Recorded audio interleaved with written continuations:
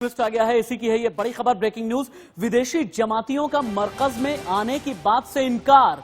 यानी विदेशी जमाती ये कहना चाहते हैं कि हम तो मरकज आ ही नहीं थे। तबलीगी मरकज मामले की जांच में ये नया मोड़ आ गया है। जमातियों का धार्मिक कार्यक्रम में शामिल होने से उन्होंने इनकार किया है।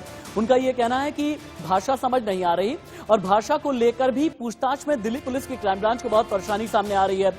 दिल्ली पुलिस ने 850 विदेशी जमातियों से पूछताछ पूरी कर ली है और विदेशी जमातियों के बयान के बाद दिल्ली पुलिस अभी भी सख्ते में है, गृह मंत्रालय सख्ते में है।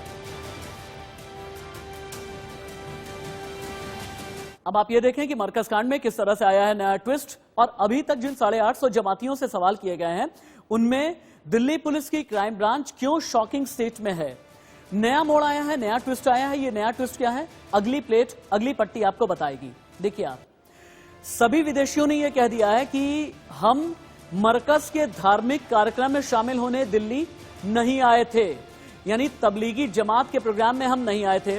विदेशी पूछताछ में सहयोग नहीं कर रहे हैं, इधर उधर की बात कर रहे हैं।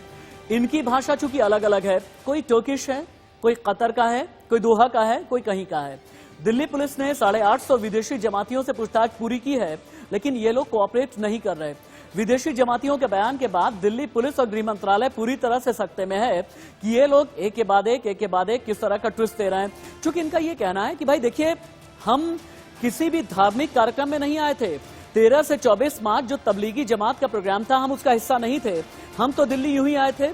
कोई ये कह रहा है हम दिल्ली घूमने के लिए आए थे, कोई ये कहता है कि हम दिल्ली पढ़ने के लिए आए थे, कोई ये कह रहा है कि हम दिल्ली में टूरिज्म के लिहाज से आए थे, कोई ये कह रहा है कि हम भारत पर रिसर्च कर रहे थे और इसीलिए हम आए थे। लेकिन तबलीगी जमात के साथ में संबंध बताने वाले ये लोग नहीं हैं। दिल्ली पुलिस ने कहा फिर आप निजामुद्दीन मरकज या उसके आसपास क्यों पाए गए हैं। तो इनका यह कहना है कि हमें कोई ठौर ठिकाना चाहिए था, कहीं पर तो हमें रहना ही था ना।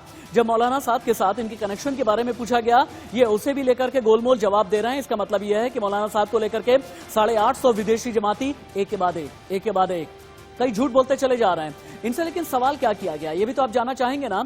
सवालों की लिस्ट दिल्ली पुलिस की क्राइम ब्रांच ने क्या तैयार की है, ये आप देखें। इनसे पहला सवाल किया गया, कौन से देश के रहने वाले हो।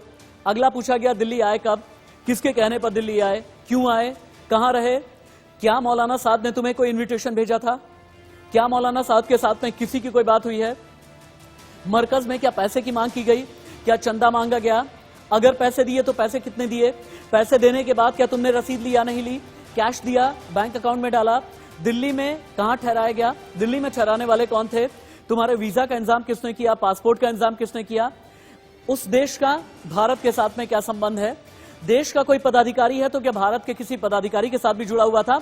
ये कुल मिला जुला करके मरकज कांड में नया ट्विस्ट आ गया है। नरेश बिस्वानी ज्यादा जानकारी के साथ में जुड़े हैं मेरे साथ। नरेश, क्या मैं ये कह सकता हूं कि मौलाना साहब को बचाने के लिए 850 विदेशी जमाती एक के बाद एक झूठ बोलते जा रहे हैं, और अगर ऐसा है तो दिल्ली पुलिस की क्राइम ब्रांच क्या इनके साथ आगे चल के और भी सख्त होने जा रही है। बिल्कुल, हालांकि हम ये तो नहीं कह सकते कि ये झूठ बोल रहे हैं, क्योंकि किसी नतीजे पर पहुंचना हमारे लिए मुमकिन नहीं है। लेकिन इतना जरूर है कि पुलिस की जो पूछताछ है उसमें बहुत ज्यादा जो ये कहते हैं कि पूछताछ में सहयोग कर रहा, वो कर नहीं रहे हैं बिल्कुल भी। एक तरफ मौलाना साद है और दूसरी तरफ ये तमाम जमाती हैं जो विदेश से आए हैं। और जिन तमाम विदेशी जमातियों से सबसे बड़ी मुश्किल यही आ रही है कि इनकी लैंग्वेज प्रॉब्लम है, क्योंकि कई सारे जमाती ऐसे हैं जो इंडोनेशिया से आए हैं, कई सारे इसी तरीके से दूसरे देशों से आए हैं। तो उनसे लैंग्वेज का प्रॉब्लम आ रहा है बातचीत करने में, और इसी के चलते इनको बकायदा ट्रांसलेटर की जरूरत भी पड़ी। ट्रांसलेटर की मदद से भी इन्होंने तमाम चीजों से के जरिए पूछताछ करने की कोशिश की। इसके अलावा अगर हम बात करें जमातियों की, तो 850 के आसपास जमातियों से पूछताछ पूरी की जा चुकी है। और अब इस पूरे मामले में क्योंकि पुलिस को कोई ऐसी चीज हाथ नहीं लगी है पूछताछ के अंदर, तो अब ये कह सकते हैं कि कुछ समय में कुछ कड़ी कार्रवाई की जाएगी। हालांकि इस पूरे मामले में गृह मंत्रालय का सीधा हस्तक्षेप है, साथ ही साथ जो लीडिंग एजेंसीज हैं वो भी इस पूरे मामले में जांच कर रही हैं। अगर हम ईडी की बात करें। आपका अभी के लिए आपका बहुत शुक्रिया। लेकिन दिल्ली पुलिस की क्राइम ब्रांच के सामने कितने